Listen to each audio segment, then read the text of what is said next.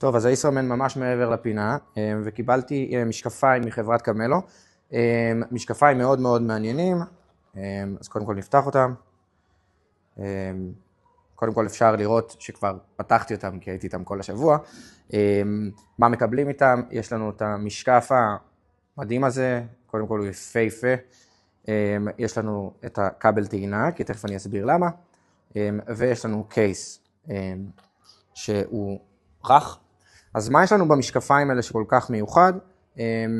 קודם כל, הם יפהפיות.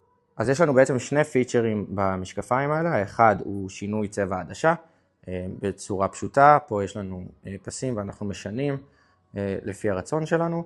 והדבר השני שנורא נורא חשוב, שזה פיצ'ר מדהים, שיש לנו פה בעצם רמקולים, כפי שאתם רואים.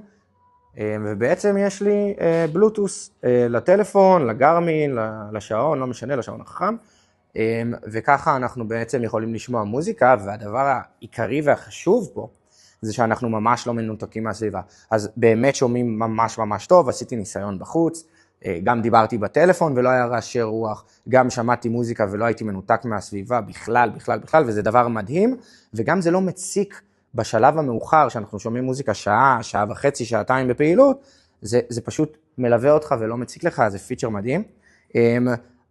הם במעט יותר כבדות, אבל זה ממש לא קריטי, הם נגד מים, והם פשוט מושלמות.